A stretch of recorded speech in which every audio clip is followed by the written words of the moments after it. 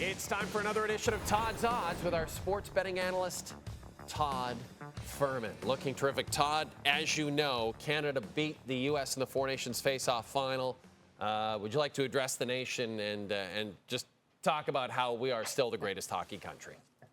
Look, like I told you when we broke that game down last week, I am a better first and an American second. So when it created an opportunity for us to back Canada, to back Nathan MacKinnon as most valuable player in the tournament, and also make a compelling case for goals to be at a premium, it was the holy trinity of sorts. But yes, Canada asserted its dominance in a best-on-best tournament yet again.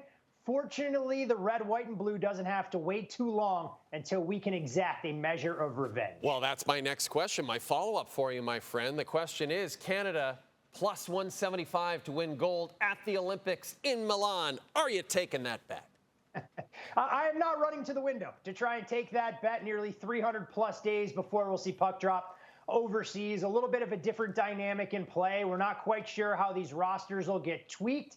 And I think it'll be a fascinating tournament yet again because you'll have expanded rosters, a little bit more attrition, and some other intriguing national teams as well in the mix. So no, plus 175 is not worth tying up my capital for the next roughly a year, give or take a few days. All right, now that the Four Nations is over, it's time for the stretch run in the NHL. When the season started, you told us that the Oilers were your pick to win the Stanley Cup. Let's take a look at the odds as they stand right now. They're still the favorite, the Oilers are, according to our friends at FanDuel.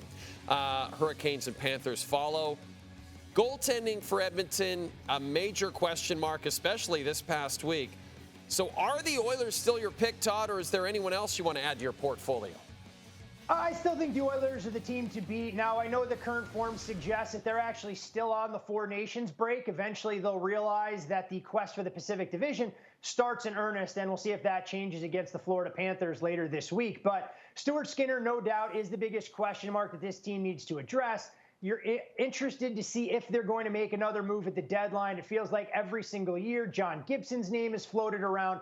But I think when push comes to shove, the Oilers will shake this malaise and be just fine in what appears to be a much more rigorous road through the West, with a lot more questions about who the best team or teams may actually be in the East this year.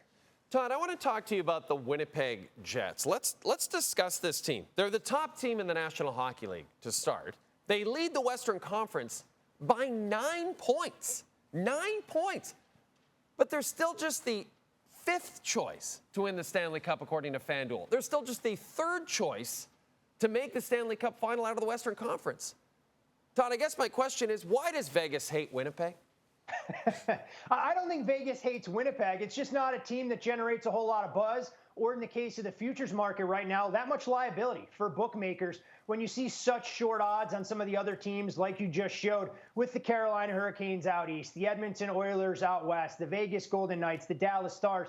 The list goes on and on. And quite frankly, I have to imagine this is a role that the folks in Manitoba are more than comfortable embracing, continuing to fly under the radar, pun intended, of course. And we'll see what the Jets can do at the deadline if they're going to add a player or two to kind of bolster that blue line, improve their depth scoring. But until you get over the hump, there are always going to be detractors. And I think that's the one thing we have seen from this Jets group more often than not. They get to the playoffs and they kind of fizzle. Maybe the Four Nations is what Connor Hellebuyck needs to kind of spark him to be the backbone of this team. But discount the Jets at your own peril. But for me, Jay, it's not a team that I'm running to add to my portfolio just yet. Couple of Canadian teams out west battling for those final wildcard spots. And, you know, when we started the season, you said you wouldn't be surprised if the Calgary Flames were the worst team in the entire league. And, Todd, I'm not questioning that because you were pretty much with everybody in that opinion. Everybody felt the same way that Calgary wasn't going to have a great year.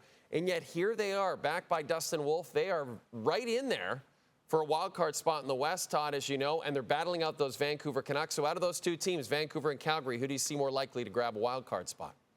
You know, Jay, shame on me. I have to give the Calgary Flames a ton of credit for the way they've played. You looked up and down that roster going into the season. You had a lot of questions how they were going to compete on a nightly basis. You mentioned Dustin Wolf, and I think he's going to come up just short in that race for the Calder. That feels like it's a runaway freight train for Macklin Celebrini at this point. But they're getting contributions. We saw them at their best, put together a complete 60 minutes earlier this week against the Washington Capitals. And it's hard to argue with how this team is fighting, the front office went out, added a couple of pieces to try and bolster this roster some.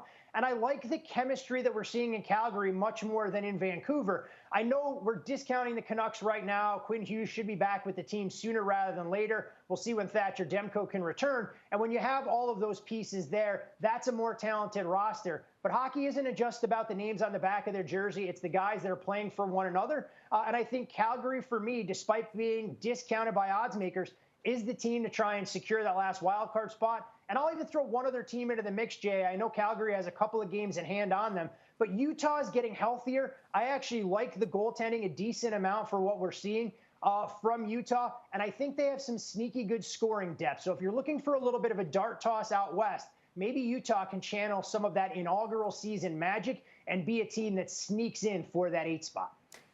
You know, earlier in the show, I said that Canadian men's national team head coach Jesse Marsh is my new favorite American, but my sentimental favorite as my favorite American will always be Todd Fuhrman.